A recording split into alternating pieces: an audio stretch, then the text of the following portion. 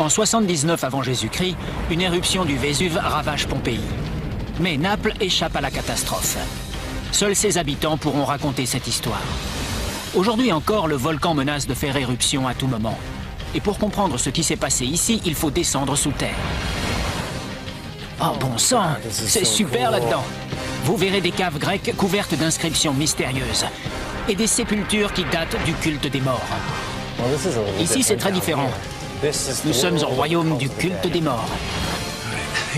Des aqueducs transformés en bunkers serpentent sur des centaines de kilomètres sous la chaussée. Si jamais la terre tremble, on se fait ratatiner. La scène où s'est produit l'empereur Néron il y a 2000 ans, génial, sert de fondation à une rue tout entière. La scène sur laquelle Néron est monté se trouve juste en dessous d'une salle de bain moderne. Un monde souterrain oublié se révèle. C'est incroyable. Je ne m'attendais pas à en voir autant sous la surface. Le monde que le volcan a formé au-dessus n'est rien par rapport à ce qui se trouve au-dessous. Nous explorons les strates du temps dans les cités souterraines. Cette fois au-dessous du Vésuve.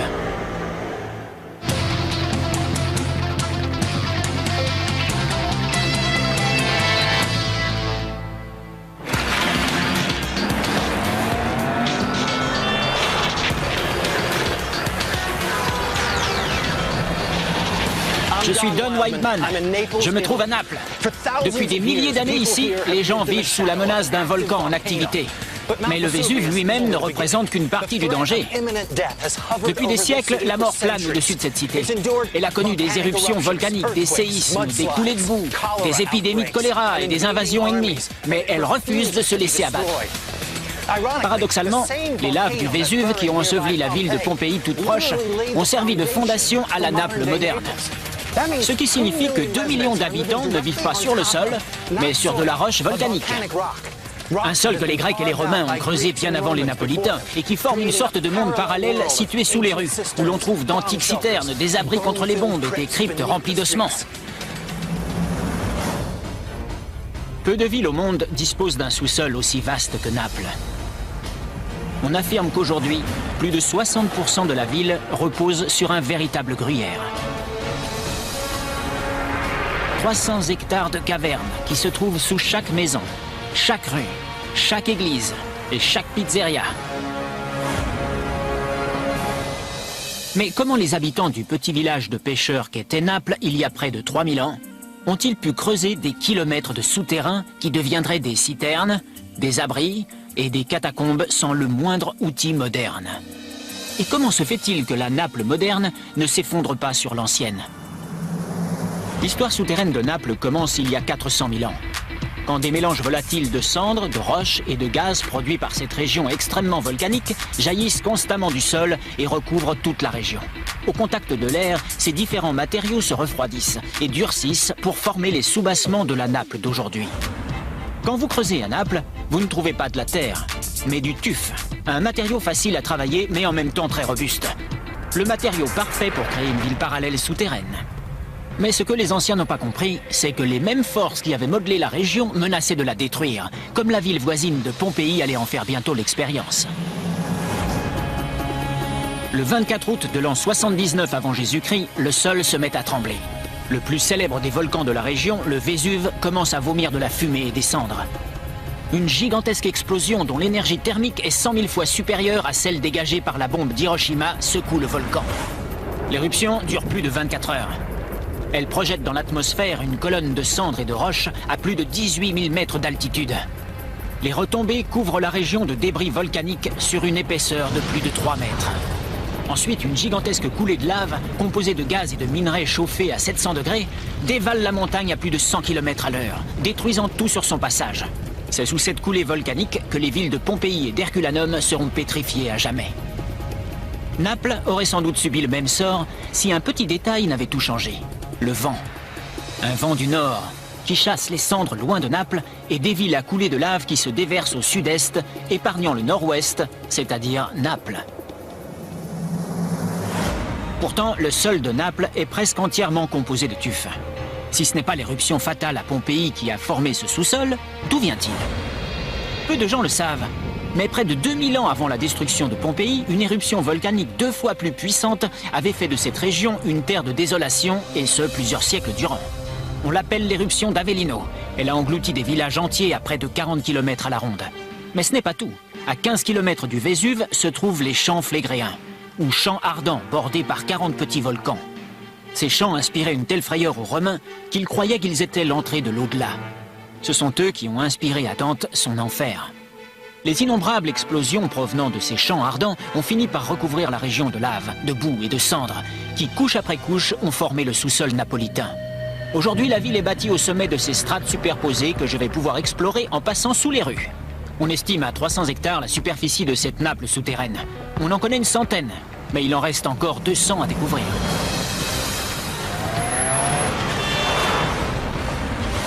Ma première étape se trouve au centre de l'ancienne Naples, qui au IIIe siècle était l'emplacement d'un marché très actif. Mais où est passé ce marché? Il est aujourd'hui à 7 mètres au-dessous de la ville. Cette disparition s'explique par une autre terrible catastrophe. Mais cette fois, ce n'était pas un volcan, des cendres ou de la lave qui avait ravagé ce quartier. C'était une coulée de boue.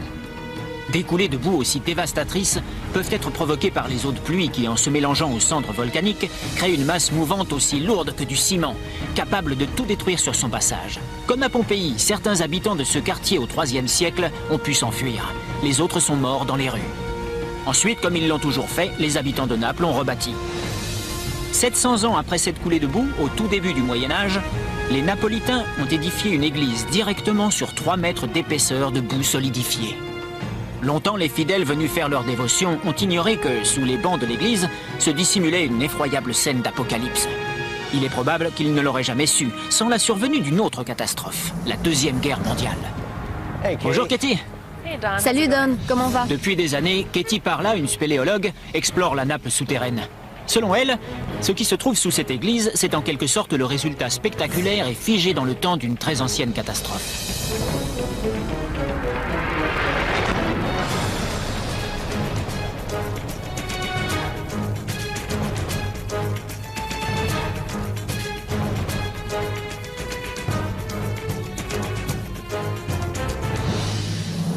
Ça alors, je ne m'attendais pas à découvrir des restes d'une telle ampleur.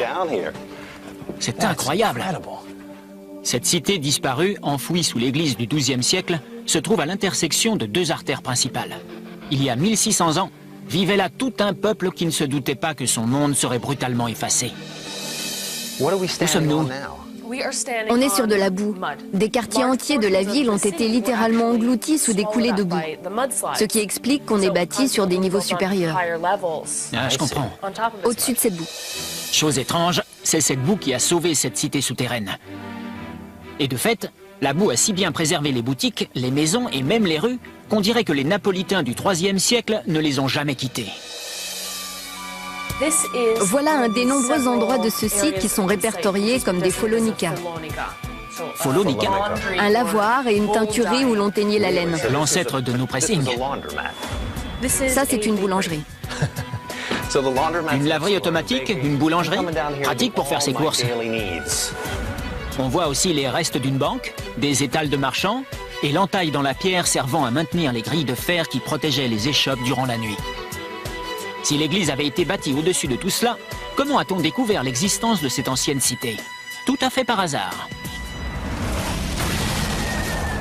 À la suite des bombardements intensifs de la Seconde Guerre mondiale, les fondations de l'église ont été très ébranlées. Pour sécuriser l'édifice, les ingénieurs ont dû creuser sous les fondations.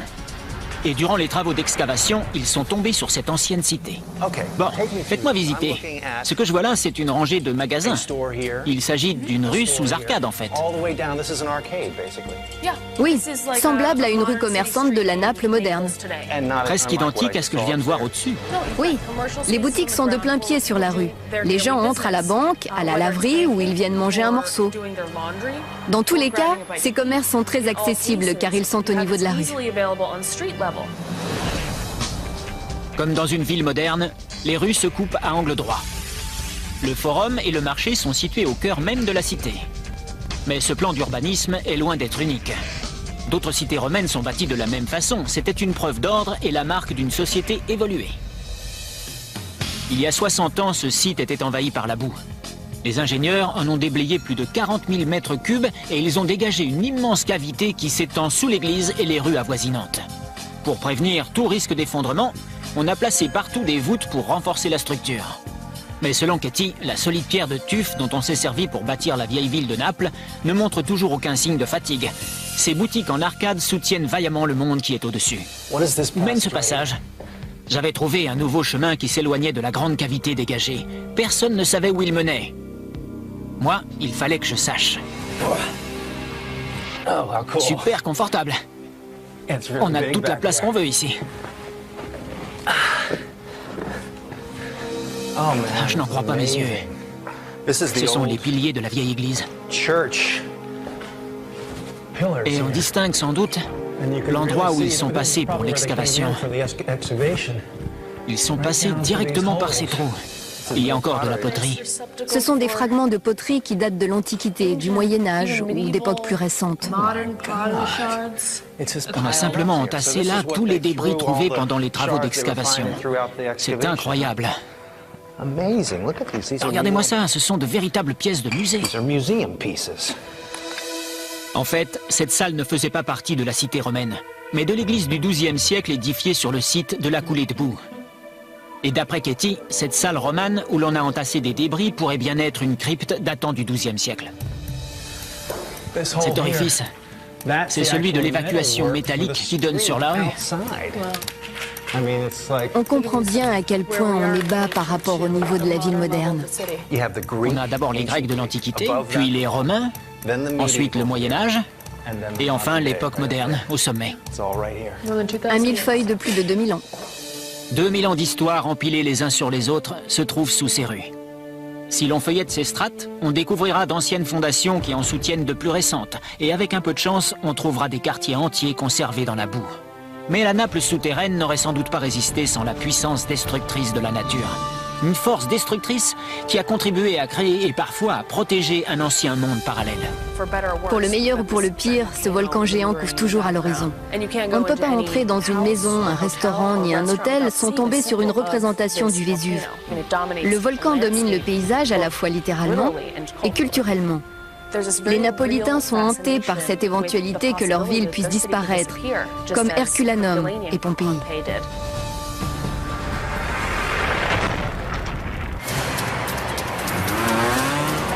La Seconde Guerre mondiale a révélé l'existence de cet antique marché noyé sous une coulée de boue.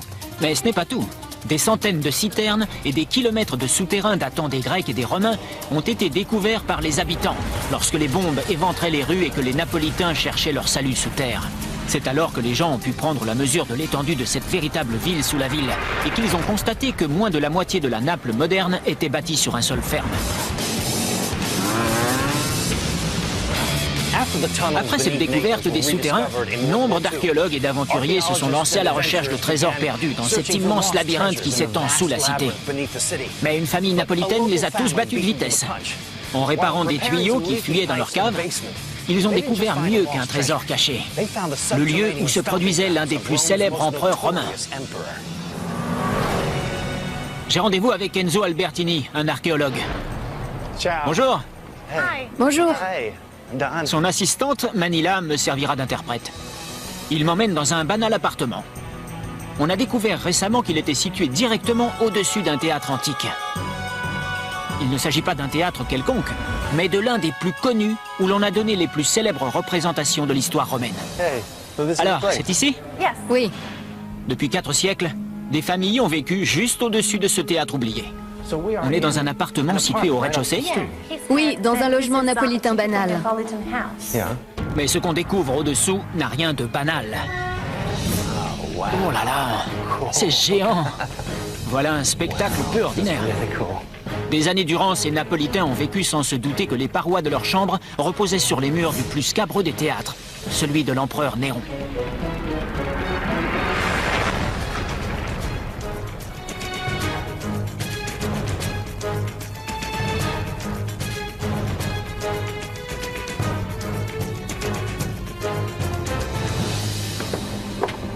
Ah, j'en reviens pas. Tout cela se trouvait là-dessous, tandis que la famille vivait tranquillement au-dessus. Oui, c'est lui qui a tout découvert. Mais ce qu'il a trouvé de plus important, c'est ce passage. Un couloir qui permettait à Néron de passer de cet endroit du théâtre à un autre sans se faire voir. Le théâtre où nous nous trouvons date d'avant les Romains. Enzo pense qu'à l'origine, il y avait là un théâtre grec. Les Romains ont conquis cette région en 327 avant Jésus-Christ. Quelque temps plus tard, ils ont bâti leur propre théâtre sur les ruines du précédent. L'édifice faisait 27 mètres de haut sur près de 35 mètres de large. Il avait une grande ouverture de scène et 7000 places assises. Des couloirs secrets permettaient à Néron de passer d'une salle à l'autre sans être vu. Le théâtre avait même ses bains entièrement revêtus de marbre, réservés à l'empereur.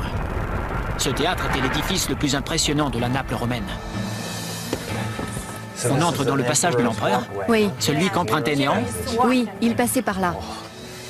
Nous mettons nos pas dans ceux de l'empereur. Absolument. Mais qu'est-ce que Néron venait faire là? Néron était l'un des plus féroces empereurs que Rome ait connu. Un fou qui, selon la rumeur, aurait incendié Rome, sa propre capitale, en l'an 64 de notre ère, pour pouvoir agrandir son somptueux palais. Mais ce que l'on sait moins, c'est qu'il était obsédé par le théâtre, et qu'il montait lui-même sur scène pour se lancer dans des tirades aussi décousues qu'interminables. À cette époque, les acteurs étaient considérés comme la lie de la société romaine, ce qui rendait ses prestations encore plus incongrues. À Naples, Néron avait trouvé le moyen de captiver, ou plutôt de capturer son public. Tout le temps qu'il était sur scène, personne n'avait le droit de quitter les gradins. On raconte que des femmes ont été contraintes d'accoucher pendant ces spectacles interminables et que des hommes ont dû feindre d'être morts pour pouvoir quitter les lieux. Ce théâtre où il se produisait il y a près de 2000 ans était devenu un lieu mythique. Mais tout récemment, on a découvert qu'il existait bel et bien, à 5 mètres au-dessous de cet appartement. Voilà donc le théâtre. C'est magnifique. C'est monumental. C'est la partie qui servait de scène au théâtre. On est sur la scène? Sur une partie de la scène. Celle où Néron est monté. Et elle se trouve juste au-dessous d'une salle de bain moderne. Quelle ironie du sort. Mais près de 2000 ans plus tard, comment ce théâtre est-il toujours debout? Et comment peut-il soutenir l'immeuble d'habitation bâti juste au-dessus? La tâche a été rude. Les Romains savaient qu'il s'agissait d'une zone extrêmement sismique. Mais en fabriquant des briques avec le tuf qu'ils extrayaient des carrières voisines, ils ont réussi à édifier un monument fait pour durer. Qu'est-ce que c'est? Regardez. Très astucieux. C'est comme ça que tout l'ouvrage a été bâti. Ils taillaient les pierres l'une après l'autre et les ajustaient pour qu'elles s'emboîtent. En fait, ils sont taillés exprès. Pour qu'elles s'ajustent. Très ingénieux. Une idée de génie. Les Romains avaient compris qu'en cas de tremblement de terre, les ondes sismiques se propageraient en diagonale et non horizontalement. C'est pourquoi ils ont disposé leurs briques suivant ce schéma pour absorber au maximum le choc sismique. Malgré cela, moins d'un an après les représentations que Néron a données ici, un tremblement de terre a détruit le théâtre. Avec le déclin de l'Empire romain, ces ruines sont tombées dans l'oubli. Comme on ne disposait pas de bulldozer pour nettoyer la zone, la Naples actuelle s'est édifiée peu à peu sur les ruines du passé. Mais ce qu'on oubliera moins facilement, c'est cette dernière représentation donnée par Néron. Elle a eu lieu en l'an 64, soit 15 ans avant la grande éruption du Vésuve. Quelques années plus tôt, Néron avait tenté de noyer sa propre mère dans la baie de Naples. La nuit de la représentation, la ville et le Vésuve paraissaient calmes, mais très loin sous la terre, le sol tremblait déjà, comme c'est souvent le cas à Naples. À en croire la légende, un séisme s'est produit durant le spectacle. Mais Néron ne s'est pas interrompu. Au contraire, il a contraint l'assistance à demeurer dans le théâtre qu'on avait bouclé. Certains auraient pris ce séisme comme un mauvais présage, mais pas Néron. Lui prétendait que son spectacle avait tant ému les dieux que ceux-ci lui manifestaient leur approbation. 4 ans après cette représentation légendaire, Néron se suicide à Rome. Le Sénat s'est retourné contre lui. Et plutôt que de subir la mort par flagellation, l'empereur préfère mettre fin à ses jours. Ses derniers mots seront « Quel artiste le monde perd avec moi ?»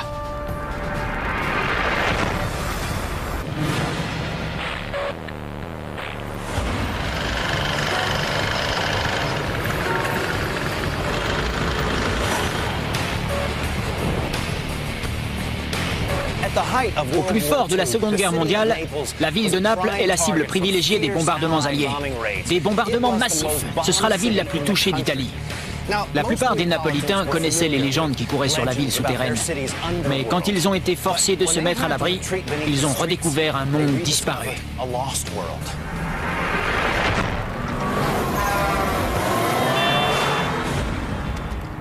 Manila.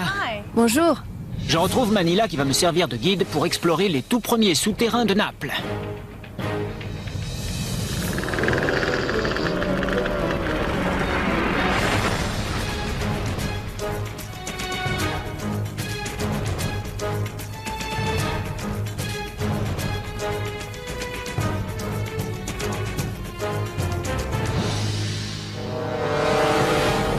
On descend très profond.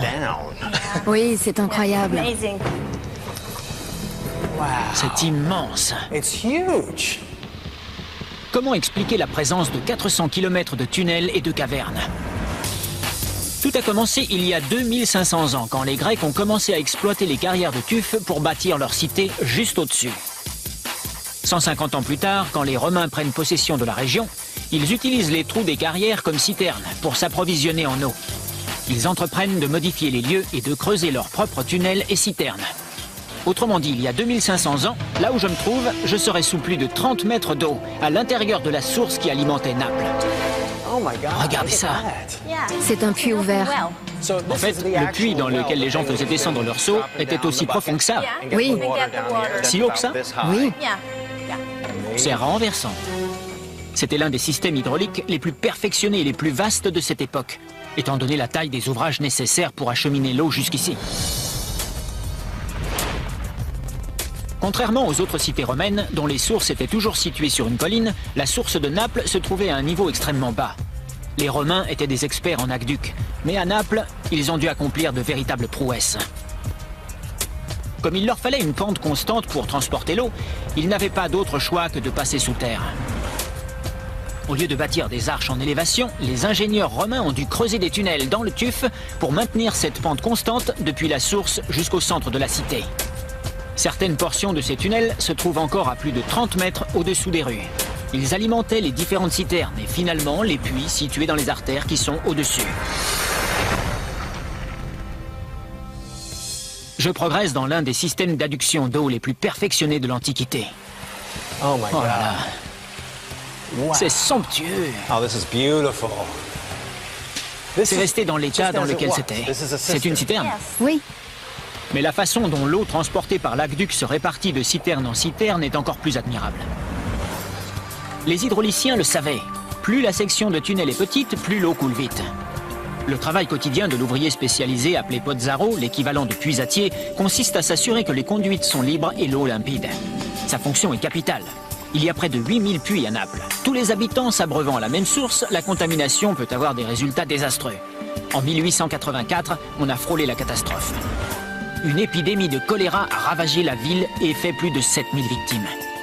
Au bout de 2000 ans de service, on a fini par fermer ces canalisations. Elles resteront fermées jusqu'en 1943, quand les forces alliées débarquent dans la baie de Naples.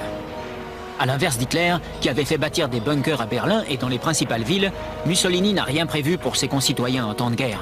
Heureusement pour les Napolitains, les profondes et robustes cavernes de tuf ont fait office d'abri souterrain. Quant aux trous des anciens puits, ils ont servi de ventilation. Mais quand la guerre éclate tout près, ces abris ne sont pas immédiatement logeables.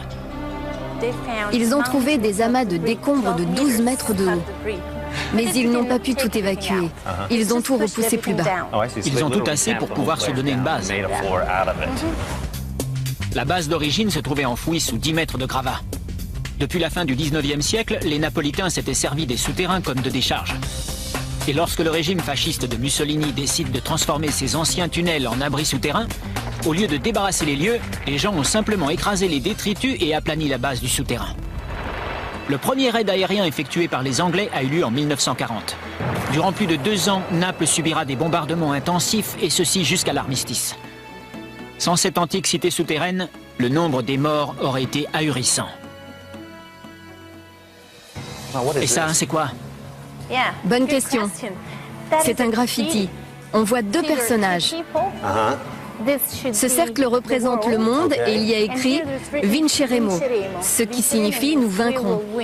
À gauche, Hitler et à droite, Mussolini. Le moustachu et le chauve. C'est ça, Nous vaincrons. Raté. heureusement.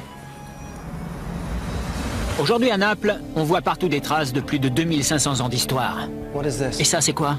Une autre conduite d'eau souterraine. Oh my God, Elle est it's so deep. incroyablement profonde. Si Manila a exploré ses souterrains de fond en comble, elle ne s'est jamais aventurée dans ce petit tunnel. Il fallait bien que je m'y risque. Ça sent pas la rose là-dedans. Une fois franchi un boyau très étroit, le passage continue à serpenter à droite et à gauche. Je rampe à 50 mètres sous les rues de Naples. C'est dément. Il fait sombre, c'est étroit et peu fréquenté. Ce passage mène absolument partout. C'est invraisemblable. Oh, ça c'est sympa. On dirait une petite citerne ou un truc de ce genre. L'eau devait jaillir par ici. Et en haut, il y a des appuis pour le Pozzaro qui lui permettaient de faire son travail. Et pour ça, il devait s'appuyer tout le parcours que j'ai fait. Et là-bas, oh, ça continue. C'est sans fin. Il fait un peu plus frais ici, presque froid. On descend un peu plus profond, je crois. Il n'y a pas de fin en vue. Ah, on continue. Une ouverture encore plus petite. Oh, bon sang. Et qu'est-ce que c'est? Un trou encore plus petit, par lequel on peut passer à condition de se contorsionner. Nous sommes dans une zone hautement sismique. Il y a sans cesse des tremblements de terre. Le Vésuve est toujours actif. J'espère que la terre ne va pas trembler, parce que sinon, on est cuit. 50 mètres au-dessus de moi, les habitants de la ville de Naples vaquent à leurs occupations. Ils sont bien loin de se douter que j'erre dans un labyrinthe de tunnels, situé à près de 15 étages sous leurs pieds.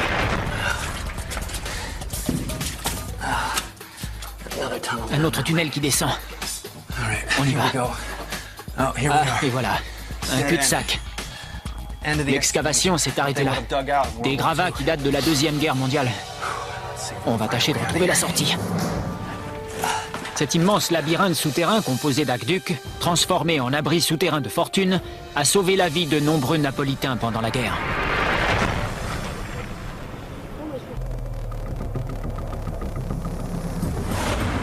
Tous les jours, les Napolitains vivent sous la menace de la mort. Depuis 2000 ans, ils subissent des guerres, des épidémies, des coulées de boue et bien entendu des éruptions volcaniques. Rien d'étonnant que cette ville soit obsédée par l'au-delà. Son sous-sol est truffé de cryptes et de sépultures remplies d'ossements. Mais il y a un lieu encore plus étrange que les autres où des centaines de gens se pressaient pour rendre un culte à des cadavres anonymes. Un lieu où les morts mènent une existence très particulière. Je vais retrouver le grand spécialiste de la Naples souterraine. Salut Enzo! L'archéologue Enzo Albertini et son interprète Paolo. Ils vont me montrer un monde souterrain consacré aux morts. Ils me font entrer dans une église baroque qui ressemble beaucoup à d'autres églises qu'on peut voir à Naples. Mais au-dessous se trouve une autre église, identique, dont l'accès a été très strictement réglementé par le cardinal de Naples en personne depuis les années 1960. Néanmoins, aujourd'hui, Enzo a obtenu la permission d'y entrer. Nous voilà au seuil du plus secret des mondes, le royaume des morts.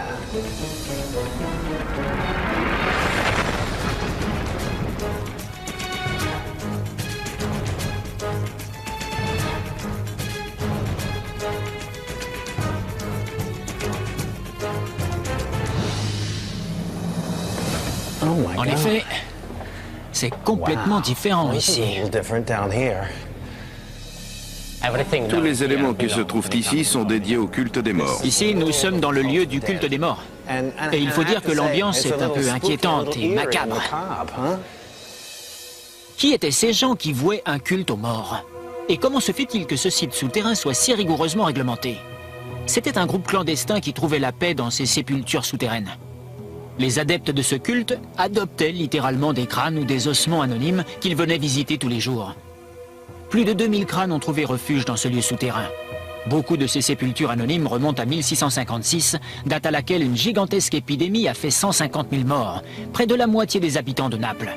Leurs tombes ont été scellées et oubliées sous cette église, jusqu'au XXe siècle, quand une nouvelle catastrophe a frappé la ville de Naples. Beaucoup d'Italiens sont morts au cours des 2 guerres mondiales et n'ont jamais pu être enterrés chez eux. Désireuses de pouvoir se recueillir dans un endroit clos, les familles qui avaient perdu un être cher rendaient visite à ces dépouilles anonymes, remplaçant un mort ou un disparu par un crâne sans identité. Le culte des morts était né. Ce culte n'avait rien de répréhensible. Cela faisait du bien à ces gens, non? Le lien entre les vivants et les morts a toujours existé, plus ou moins. Mais à Naples particulièrement, ce lien a pris la forme d'une relation d'échange. Je prierai pour toi, à condition que tu me fasses une petite faveur, parce que moi, je suis encore vivant. C'était donnant-donnant. Il y avait un échange de services entre les vivants et les morts. Ah, venez voir ça! Ce sont de véritables ossements humains? Ici, dans tous les coins, il y a des restes d'ossements. Les adeptes de ce culte les ont illuminés et ils ont laissé des offrandes. Et leurs familles adoptives se sont assurées que ces restes étaient soigneusement disposés. Comme vous pouvez le voir, tous ces crânes ne sont jamais disposés face à face. Parce que les vivants craignent qu'ils ne parlent entre eux de la personne qui les a adoptés, par exemple. C'est pour ça qu'ils sont placés de face. Tu peux me parler, mais ne parle pas de moi aux autres. C'est comme avec les amis. Mais les adeptes de ce culte ne comblaient pas seulement le vide causé par la perte d'un membre de leur famille. Ils croyaient que le fait d'adopter ces morts sans sépulture et de prier pour eux leur éviterait le purgatoire. Et qu'en échange, eux, les vivants, recevraient des faveurs de l'au-delà. Un squelette se différencie des autres. C'est Lucia? Oui, c'est Lucia. C'est comme ça qu'ils ont baptisé son crâne. Comme vous voyez, il est devenu plus célèbre que les autres. En effet, elle a droit à des montagnes de fleurs. Lucia était une jeune femme morte peu après son mariage. Les adeptes du culte lui ont fait don d'un voile et d'un sanctuaire dans la crypte souterraine, pour que même dans la mort, elle puisse vivre sans mariage à jamais. Lucia était devenue célèbre. Toutes les jeunes femmes désireuses de faire un bon mariage et de trouver le bon mari lui rendaient visite. Mais sa bonne influence allait bientôt cesser. Le cardinal a décrété qu'il s'agissait d'une pratique païenne et il interdit l'accès des lieux aux adeptes de ce culte.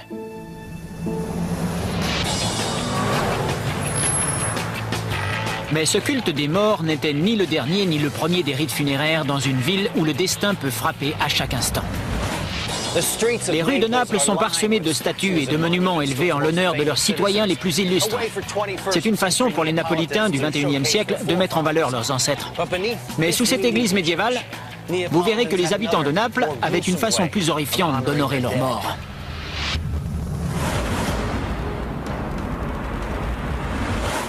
J'ai rendez-vous avec un archéologue, Giovanni Di Pasquale, et ma guide préférée, Katie Parla. Ils vont me conduire sous l'église, dans les anciennes catacombes de San Godioso. C'est magnifique. L'église où nous pénétrons date du XVIe siècle. Mais les vastes caveaux qui se trouvent en dessous ont été creusés à la main dans le tuf au IVe siècle.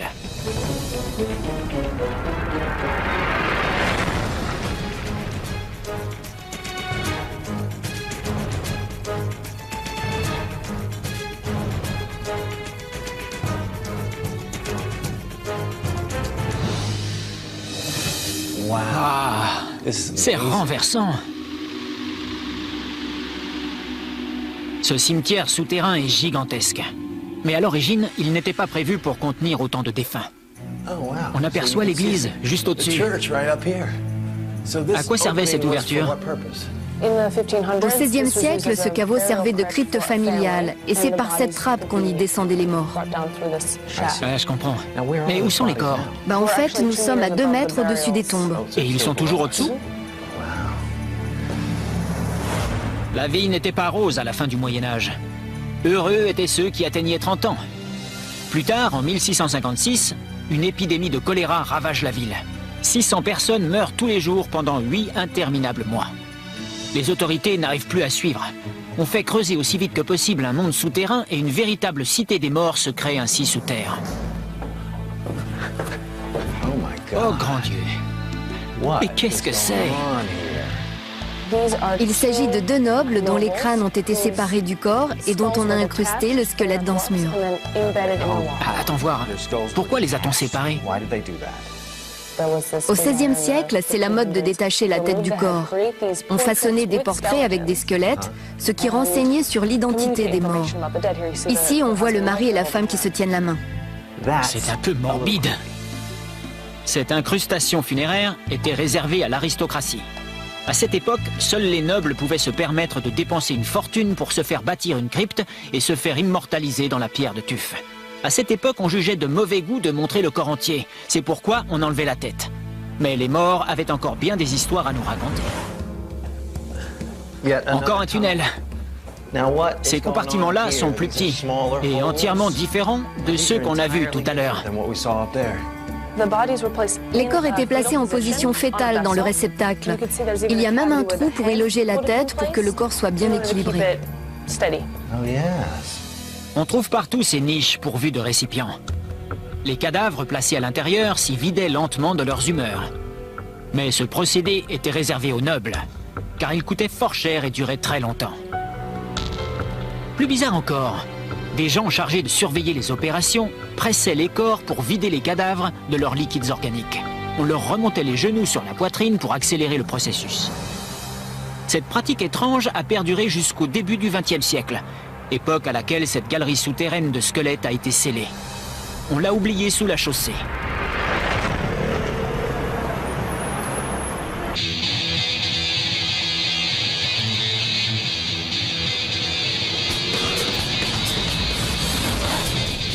Comme dans beaucoup de villes modernes, à Naples, les graffitis posent un problème.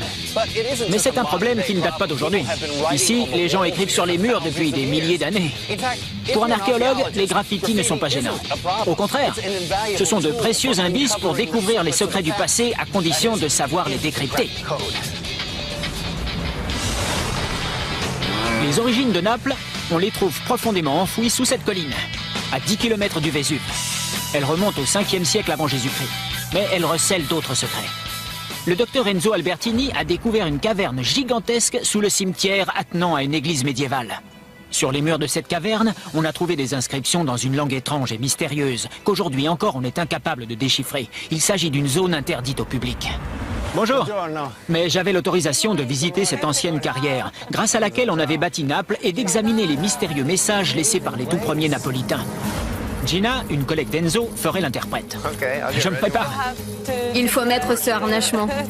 On allait descendre dans cette ancienne carrière, mais ce ne serait pas du gâteau. Je ne m'attendais pas à ça. On a toute une caserne de pompiers à notre disposition. Les pompiers de Naples avaient fourni le treuil mécanique et les harnais. La descente s'annonçait dangereuse, dans un conduit extrêmement étroit. Rares sont ceux qui ont eu la permission de s'y aventurer. Dites-moi, c'est très profond? Ça fait 42 mètres de profondeur. 42 mètres? Ça représente une sacrée descente. Soyez prudents. Et voilà. On est paré? Allez-y. Non, non, après vous. D'accord.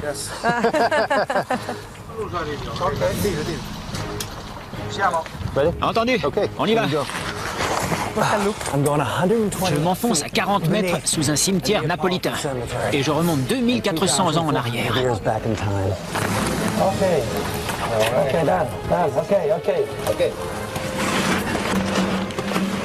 C'est vraiment très étroit. Nous descendons vers le 5e siècle avant Jésus-Christ. Les tout premiers chantiers de l'antique Néapolis se trouvent juste sous mes pieds.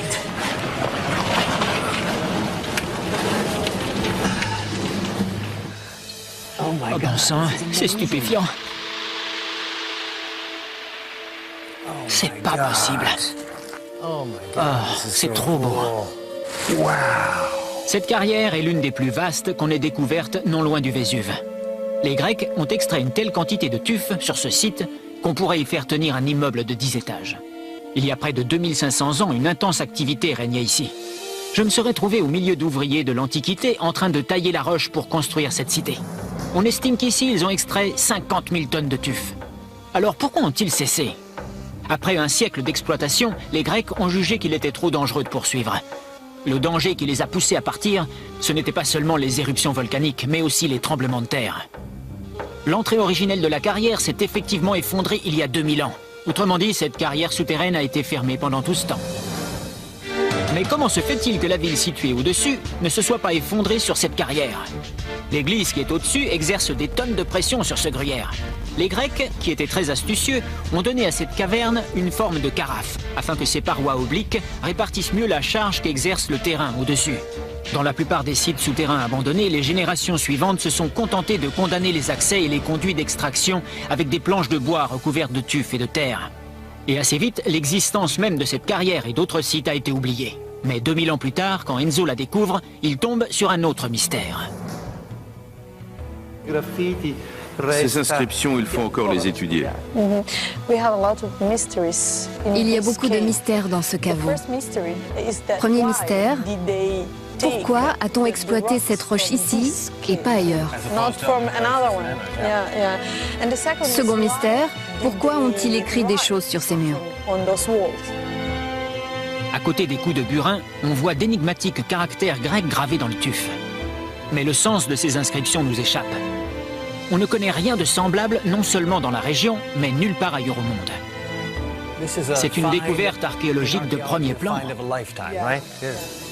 Que signifient ces symboles? Selon Enzo, il pourrait s'agir d'un code utilisé par les ouvriers, sans doute des esclaves, pour communiquer entre eux. Quand les bâtisseurs grecs avaient besoin d'un certain type de pierre pour édifier un temple, ils en passaient commande et un esclave entreprenait de la tailler. Quand il y avait changement d'équipe, l'esclave laissait à la suivante les consignes pour poursuivre le travail. Ce qui intrigue tous les experts, c'est que ces messages n'ont pas de schéma récurrent. On suppose que ces inscriptions pourraient se fonder vaguement sur l'alphabet grec. Ceux qui les gravaient étaient des esclaves d'origine étrangère. Ils mélangeaient peut-être leur propre langue et la langue grecque de leur maître, ce qui a donné ces inscriptions mystérieuses. Mais tant qu'on ne trouvera pas la clé pour les déchiffrer, le sens de ces très vieux symboles nous échappera.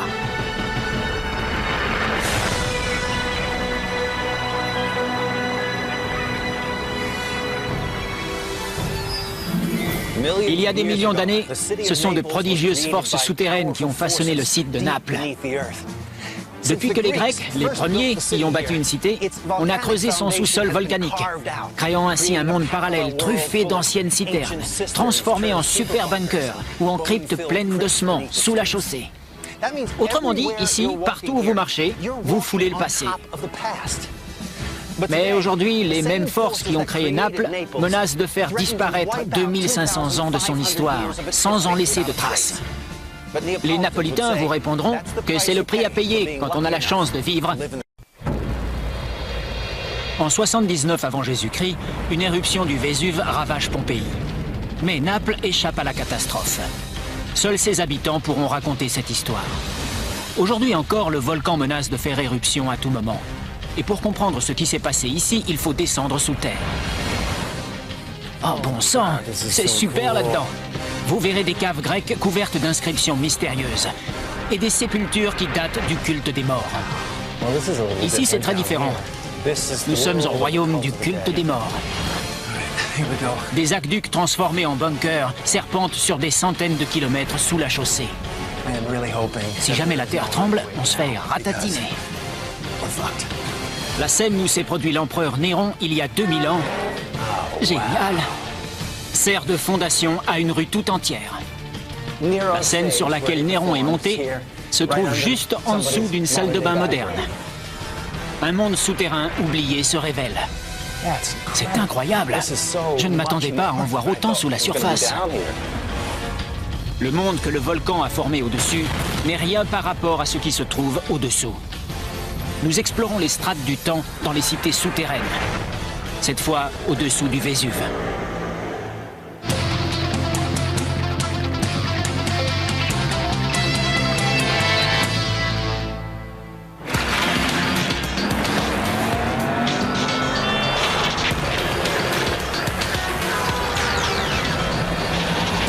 Je suis Don Whiteman.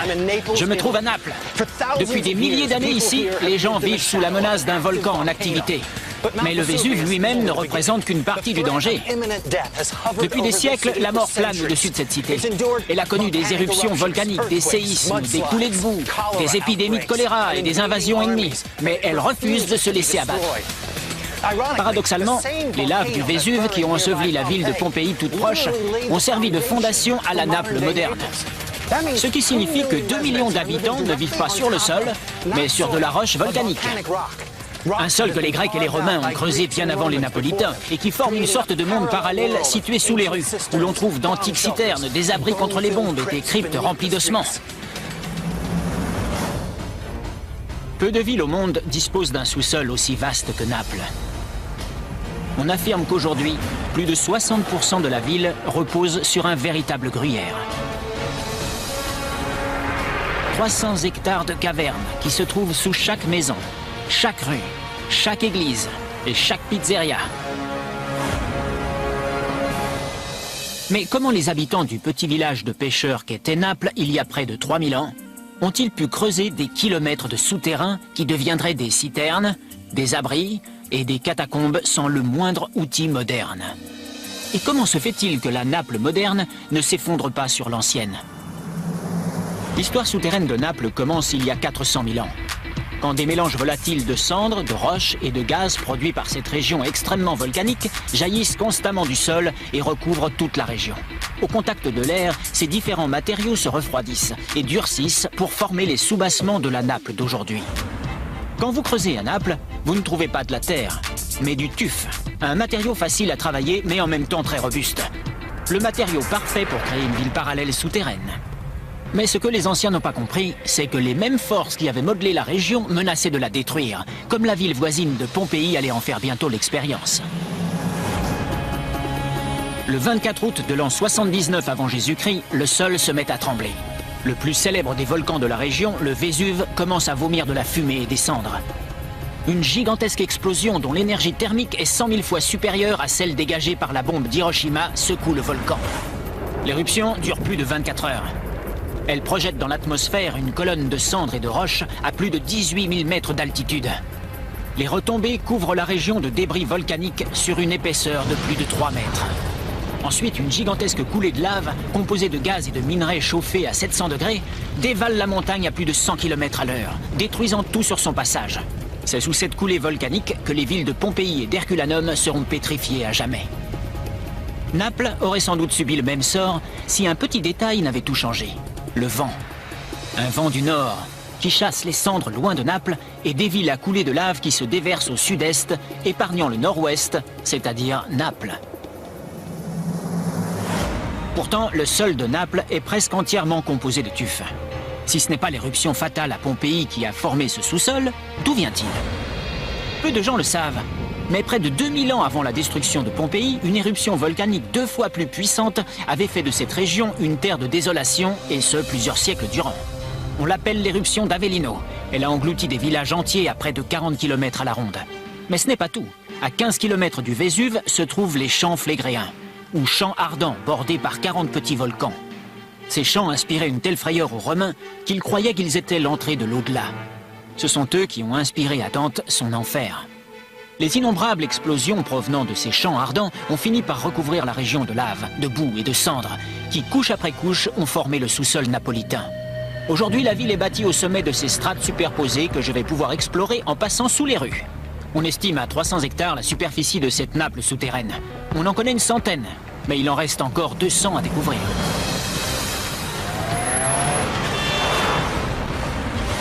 Ma première étape se trouve au centre de l'ancienne Naples, qui au IIIe siècle était l'emplacement d'un marché très actif. Mais où est passé ce marché? Il est aujourd'hui à 7 mètres au-dessous de la ville.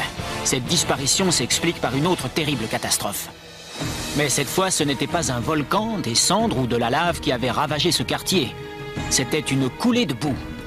Des coulées de boue aussi dévastatrices peuvent être provoquées par les eaux de pluie qui, en se mélangeant aux cendres volcaniques, créent une masse mouvante aussi lourde que du ciment, capable de tout détruire sur son passage. Comme à Pompéi, certains habitants de ce quartier au IIIe siècle ont pu s'enfuir. Les autres sont morts dans les rues. Ensuite, comme ils l'ont toujours fait, les habitants de Naples ont rebâti. 700 ans après cette coulée de boue, au tout début du Moyen-Âge, les Napolitains ont édifié une église directement sur 3 mètres d'épaisseur de boue solidifiée. Longtemps, les fidèles venus faire leur dévotion ont ignoré que, sous les bancs de l'église, se dissimulait une effroyable scène d'apocalypse. Il est probable qu'ils ne l'auraient jamais su, sans la survenue d'une autre catastrophe, la Deuxième Guerre mondiale. Bonjour Katie. Salut Don, comment va? Depuis des années, Katie part à oublié. On est dans un appartement situé au rez-de-chaussée. Oui, dans un logement napolitain banal.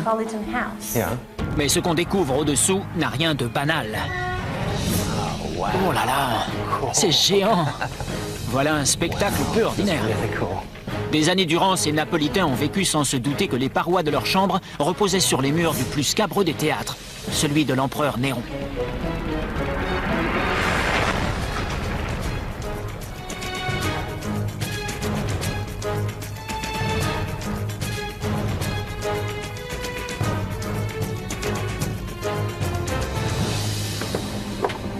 Ah, j'en reviens pas. Tout cela se trouvait là-dessous, tandis que la famille vivait tranquillement au-dessus. Oui, c'est lui qui a tout découvert. Mais ce qu'il a trouvé de plus important, c'est ce passage. Un couloir qui permettait à Néron de passer de cet endroit du théâtre à un autre sans se faire voir. Le théâtre où nous nous trouvons date d'avant les Romains. Enzo pense qu'à l'origine, il y avait là un théâtre grec. Les Romains ont conquis cette région en 327 avant Jésus-Christ. Quelque temps plus tard, ils ont bâti leur propre théâtre sur les ruines du précédent. L'édifice faisait 27 mètres de haut sur près de 35 mètres de large.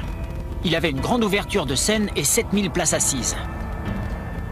Des couloirs secrets permettaient à Néron de passer d'une salle à l'autre sans être vu.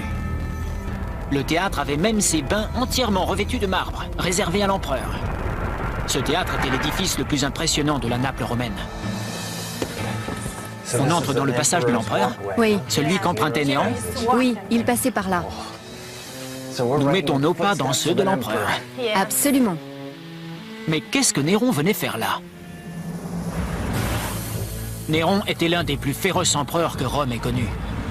Un fou qui, selon la rumeur, aurait incendié Rome, sa propre capitale, en l'an 64 de notre ère, pour pouvoir agrandir son somptueux palais. Mais ce que l'on sait moins, c'est qu'il était obsédé par le théâtre, et qu'il montait lui-même sur scène pour se lancer dans des tirades aussi décousues qu'interminables. À cette époque, les acteurs étaient considérés comme la lie de la société romaine, ce qui rendait ses prestations encore plus incongrues. À Naples, Néron avait trouvé le moyen de captiver, ou plutôt de capturer son public.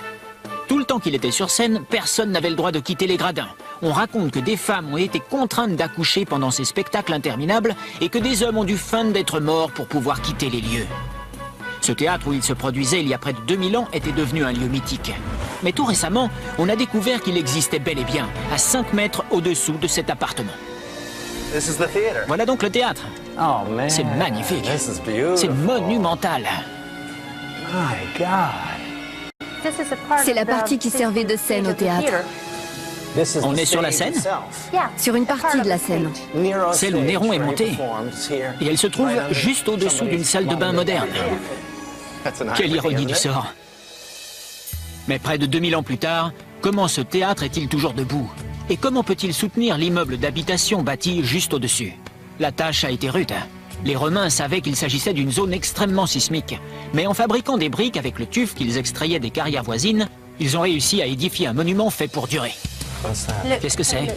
Regardez. Très astucieux. C'est comme ça que tout l'ouvrage a été bâti. Ils taillaient les pierres l'une après l'autre et les ajustaient pour qu'elles s'emboîtent. En fait, elles sont taillées exprès. Pour qu'elles s'ajustent. Très ingénieux. Une idée de génie. Les Romains avaient compris qu'en cas de tremblement de terre, les ondes sismiques se propageraient en diagonale et non horizontalement. C'est pourquoi ils ont disposé leurs briques suivant ce schéma pour absorber au maximum le choc sismique. Malgré cela, moins d'un an après les représentations que Néron a données ici, un tremblement de terre a détruit le théâtre. Avec le déclin de l'Empire romain, ces ruines sont tombées dans l'oubli. Comme on ne disposait pas de bulldozer pour nettoyer la zone, la Naples actuelle s'est édifiée peu à peu sur les ruines du passé. Mais ce qu'on oubliera moins facilement, c'est cette dernière représentation donnée par Néron. Elle a eu lieu en l'an 64, soit 15 ans avant la grande éruption du Vésuve. Quelques années plus tôt, Néron avait tenté de noyer sa propre mère dans la baie de Naples. La nuit de la représentation, La ville et le Vésuve paraissaient calmes, mais très loin sous la terre, le sol tremblait déjà, comme c'est souvent le cas à Naples. À en croire la légende, un séisme s'est produit durant le spectacle. Mais Néron ne s'est pas interrompu. Au contraire, il a contraint l'assistance à demeurer dans le théâtre qu'on avait bouclé. Certains auraient pris ce séisme comme un mauvais présage, mais pas Néron. Lui prétendait que son spectacle avait tant ému les dieux que ceux-ci lui manifestaient leur approbation. 4 ans après cette représentation légendaire, Néron se suicide à Rome. Le Sénat s'est retourné contre lui. Et plutôt que de subir la mort par flagellation, l'empereur préfère mettre fin à ses jours. Ses derniers mots seront « Quel artiste le monde perd avec moi ?»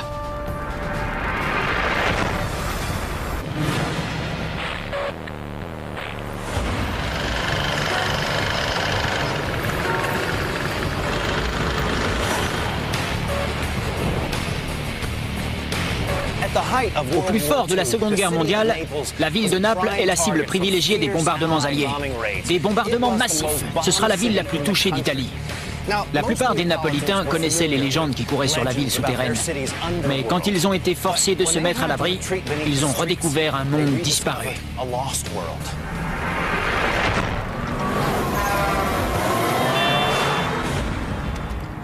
Manila. Bonjour. Je retrouve Manila qui va me servir de guide pour explorer les tout premiers souterrains de Naples.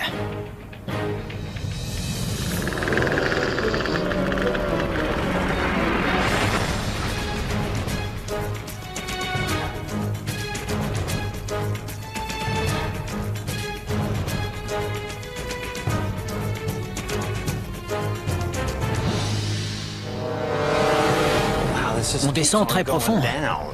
Oui, c'est incroyable. C'est immense. Comment expliquer la présence de 400 km de tunnels et de cavernes?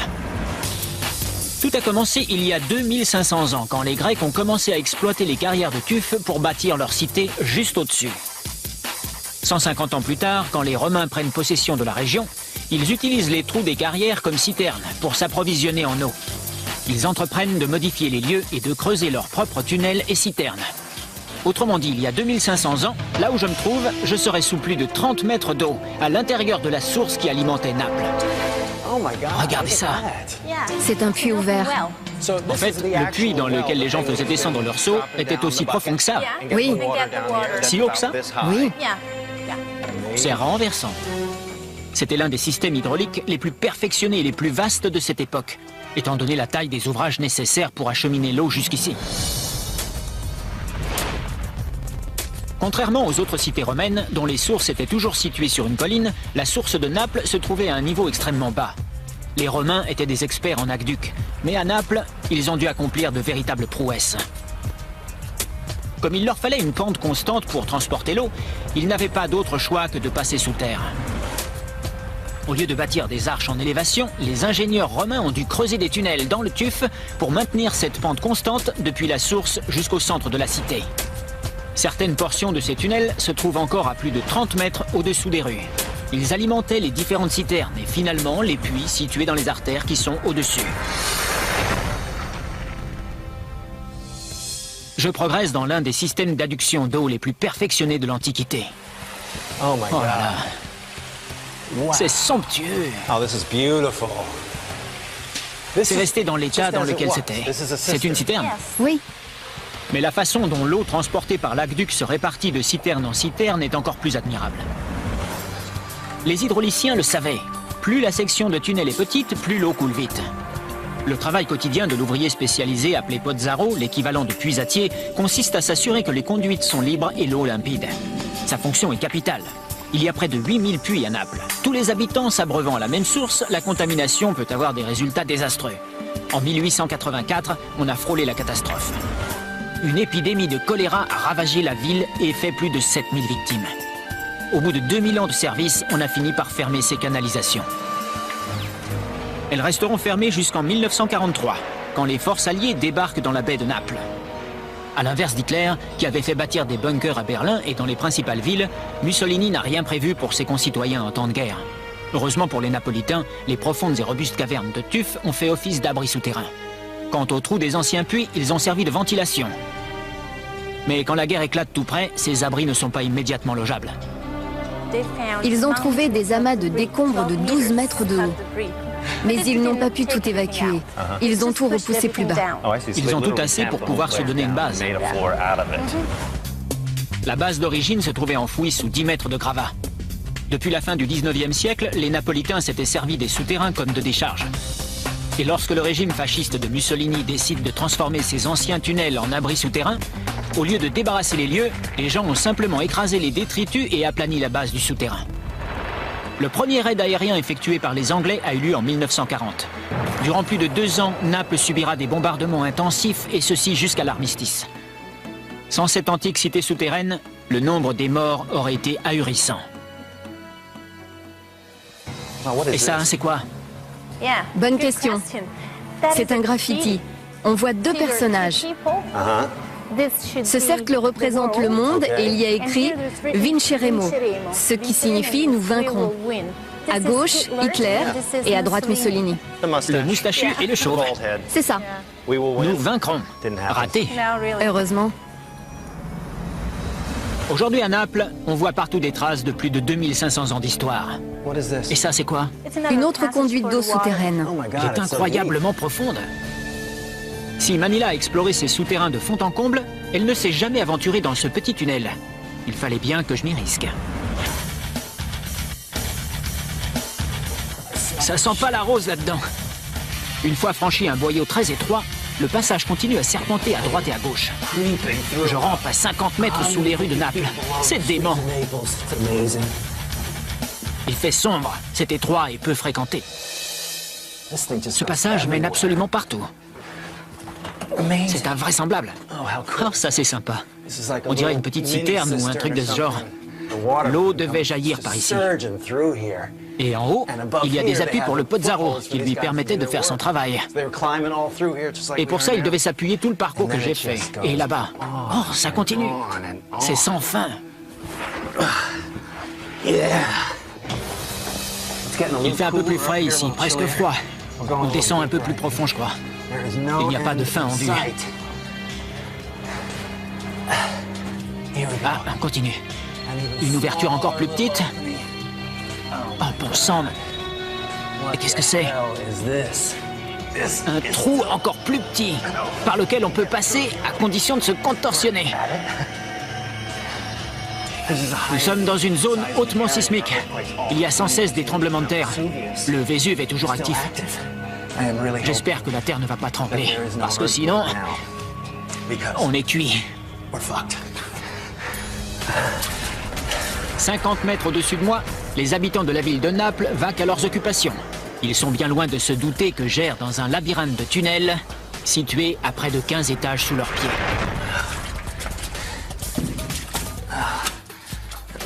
Un autre tunnel qui descend. On y va. Ah, et voilà. Un cul-de-sac.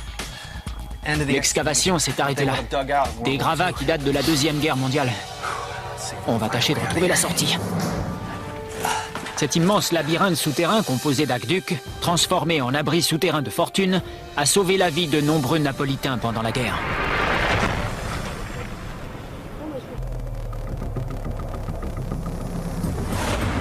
Tous les jours, les Napolitains vivent sous la menace de la mort. Depuis 2000 ans, ils subissent des guerres, des épidémies, des coulées de boue et bien entendu des éruptions volcaniques. Rien d'étonnant que cette ville soit obsédée par l'au-delà. Son sous-sol est truffé de cryptes et de sépultures remplies d'ossements. Mais il y a un lieu encore plus étrange que les autres où des centaines de gens se pressaient pour rendre un culte à des cadavres anonymes. Un lieu où les morts mènent une existence très particulière. Je vais retrouver le grand spécialiste de la Naples souterraine. Salut Enzo! L'archéologue Enzo Albertini et son interprète Paolo. Ils vont me montrer un monde souterrain consacré aux morts. Ils me font entrer dans une église baroque qui ressemble beaucoup à d'autres églises qu'on peut voir à Naples. Mais au-dessous, là, une spéléologue explore la Naples souterraine. Selon elle, ce qui se trouve sous cette église, c'est en quelque sorte le résultat spectaculaire et figé dans le temps d'une très ancienne catastrophe.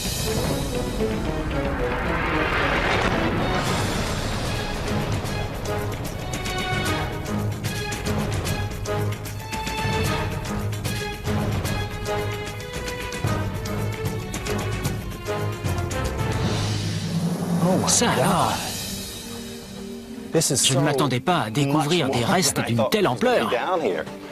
C'est incroyable. Cette cité disparue, enfouie sous l'église du XIIe siècle, se trouve à l'intersection de deux artères principales. Il y a 1600 ans, vivait là tout un peuple qui ne se doutait pas que son monde serait brutalement effacé. Où sommes-nous? On est sur de la boue.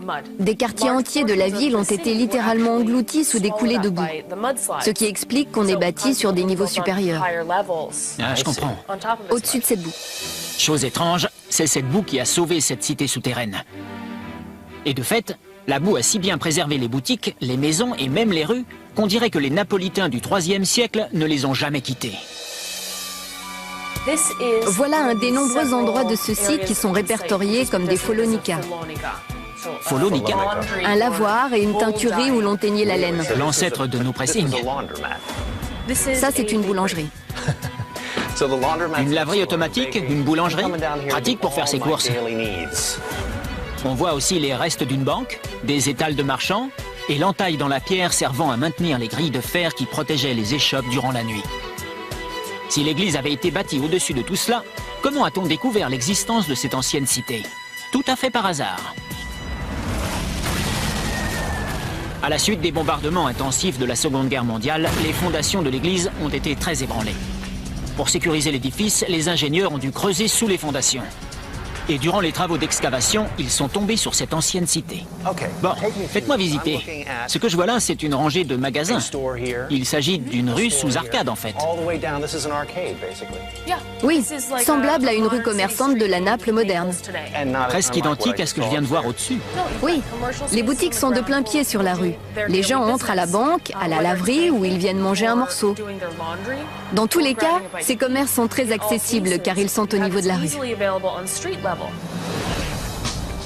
Comme dans une ville moderne, les rues se coupent à angle droit. Le forum et le marché sont situés au cœur même de la cité. Mais ce plan d'urbanisme est loin d'être unique. D'autres cités romaines sont bâties de la même façon. C'était une preuve d'ordre et la marque d'une société évoluée. Il y a 60 ans, ce site était envahi par la boue. Les ingénieurs en ont déblayé plus de 40 000 mètres cubes et ils ont dégagé une immense cavité qui s'étend sous l'église et les rues avoisinantes. Pour prévenir tout risque d'effondrement, on a placé partout des voûtes pour renforcer la structure. Mais selon Katie, la solide pierre de tuf dont on s'est servi pour bâtir la vieille ville de Naples ne montre toujours aucun signe de fatigue. Ces boutiques en arcade soutiennent vaillamment le monde qui est au-dessus. Où mène ce passage? J'avais trouvé un nouveau chemin qui s'éloignait de la grande cavité dégagée. Personne ne savait où il menait. Moi, il fallait que je sache. Super confortable. On a toute la place qu'on veut ici. Ah, je n'en crois pas mes yeux. Ce sont les piliers de la vieille église. Et on distingue sans doute l'endroit où ils sont passés pour l'excavation. Ils sont passés directement par ces trous. Il y a encore de la poterie. Ce sont des fragments de poterie qui datent de l'Antiquité, du Moyen-Âge ou d'époques plus récentes. On a simplement entassé là tous les débris trouvés pendant les travaux d'excavation. C'est incroyable. Regardez-moi ça, ce sont de véritables pièces de musée. En fait, cette salle ne faisait pas partie de la cité romaine, mais de l'église du XIIe siècle édifiée sur le site de la coulée de boue. Et d'après Katie, cette salle romane où l'on a entassé des débris pourrait bien être une crypte datant du XIIe siècle. Cet orifice, c'est celui de l'évacuation métallique qui donne sur la rue. On comprend bien à quel point on est bas par rapport au niveau de la ville moderne. On a d'abord les Grecs de l'Antiquité, puis les Romains, ensuite le Moyen-Âge, et enfin l'époque moderne, au sommet. Un millefeuille de plus de 2000 ans. 2000 ans d'histoire empilés les uns sur les autres se trouvent sous ces rues. Si l'on feuillette ces strates, on découvrira d'anciennes fondations qui en soutiennent de plus récentes, et avec un peu de chance, on trouvera des quartiers entiers conservés dans la boue. Mais la Naples souterraine n'aurait sans doute pas résisté sans la puissance destructrice de la nature. Une force destructrice qui a contribué à créer et parfois à protéger un ancien monde parallèle. Pour le meilleur ou pour le pire, ce volcan géant couvre toujours à l'horizon. On ne peut pas entrer dans une maison, un restaurant ni un hôtel sans tomber sur une représentation du Vésuve. Le volcan domine le paysage à la fois littéralement et culturellement. Les Napolitains sont hantés par cette éventualité que leur ville puisse disparaître, comme Herculanum et Pompéi.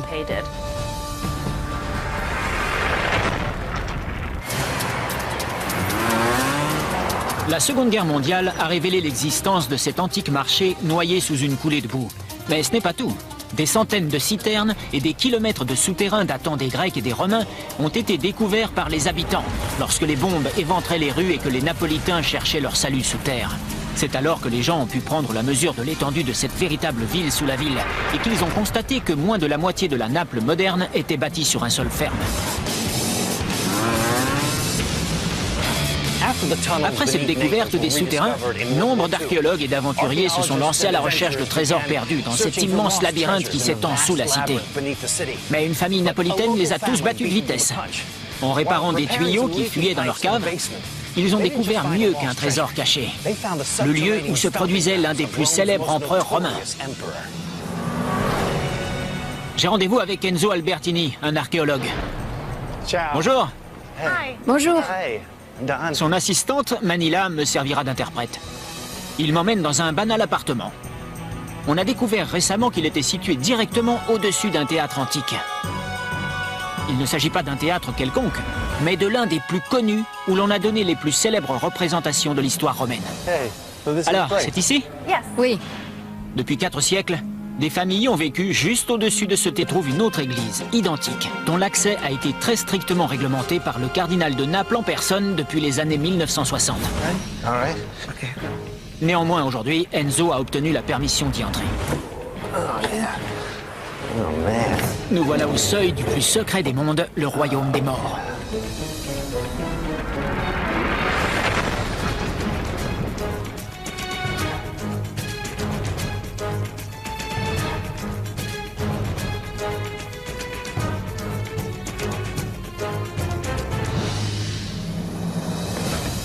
En effet, c'est complètement différent ici.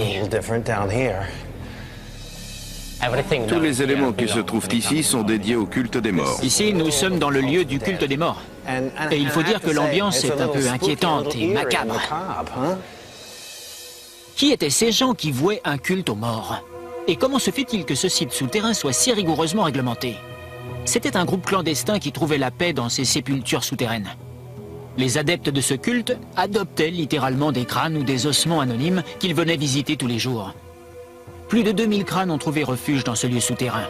Beaucoup de ces sépultures anonymes remontent à 1656, date à laquelle une gigantesque épidémie a fait 150 000 morts, près de la moitié des habitants de Naples.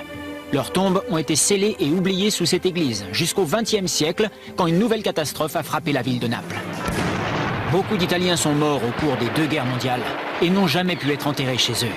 Désireuses de pouvoir se recueillir dans un endroit clos, les familles qui avaient perdu un être cher rendaient visite à ces dépouilles anonymes, remplaçant un mort ou un disparu par un crâne sans identité. Le culte des morts était né. Ce culte n'avait rien de répréhensible. Cela faisait du bien à ces gens, non? Le lien entre les vivants et les morts a toujours existé, plus ou moins. Mais à Naples particulièrement, ce lien a pris la forme d'une relation d'échange. Je prierai pour toi, à condition que tu me fasses une petite faveur, parce que moi, je suis encore vivant. C'était donnant-donnant. Il y avait un échange de services entre les vivants et les morts. Ah, venez voir ça! Ce sont de véritables ossements humains? Ici, dans tous les coins, il y a des restes d'ossements. Les adeptes de ce culte les ont illuminés et ils ont laissé des offrandes. Et leurs familles adoptives se sont assurées que ces restes étaient soigneusement disposés. Comme vous pouvez le voir, tous ces crânes ne sont jamais disposés face à face. Parce que les vivants craignent qu'ils ne parlent entre eux de la personne qui les a adoptés, par exemple. C'est pour ça qu'ils sont placés de face. Tu peux me parler, mais ne parle pas de moi aux autres. C'est comme avec les amis. Mais les adeptes de ce culte ne comblaient pas seulement le vide causé par la perte d'un membre de leur famille. Ils croyaient que le fait d'adopter ces morts sans sépulture et de prier pour eux leur éviterait le purgatoire. Et qu'en échange, eux, les vivants, recevraient des faveurs de l'au-delà. Un squelette se différencie des autres. C'est Lucia?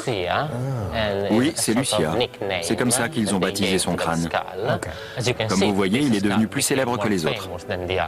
En effet, elle a droit à des montagnes de fleurs. Lucia était une jeune femme morte peu après son mariage. Les adeptes du culte lui ont fait don d'un voile et d'un sanctuaire dans la crypte souterraine, pour que même dans la mort, elle puisse vivre sans mariage à jamais. Lucia était devenue célèbre. Toutes les jeunes femmes désireuses de faire un bon mariage et de trouver le bon mari lui rendaient visite. Mais sa bonne influence allait bientôt cesser. Le cardinal a décrété qu'il s'agissait d'une pratique païenne et il interdit l'accès des lieux aux adeptes de ce culte.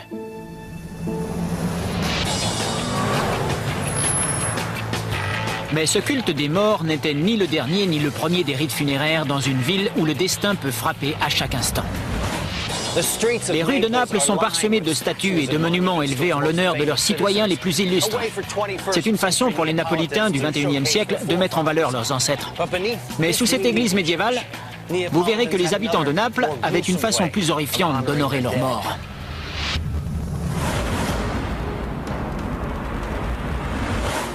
J'ai rendez-vous avec un archéologue, Giovanni Di Pasquale, et ma guide préférée, Katie Parla. Ils vont me conduire sous l'église, dans les anciennes catacombes de San Godioso. C'est magnifique. L'église où nous pénétrons date du XVIe siècle. Mais les vastes caveaux qui se trouvent en dessous ont été creusés à la main dans le tuf au IVe siècle.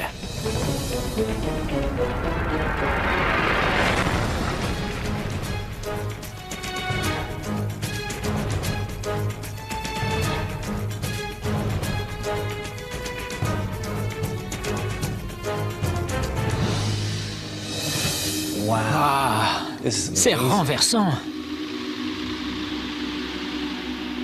Ce cimetière souterrain est gigantesque. Mais à l'origine, il n'était pas prévu pour contenir autant de défunts. On aperçoit l'église juste au-dessus. À quoi servait cette ouverture? Au XVIe siècle, ce caveau servait de crypte familiale, et c'est par cette trappe qu'on y descendait les morts. Je comprends. Mais où sont les corps?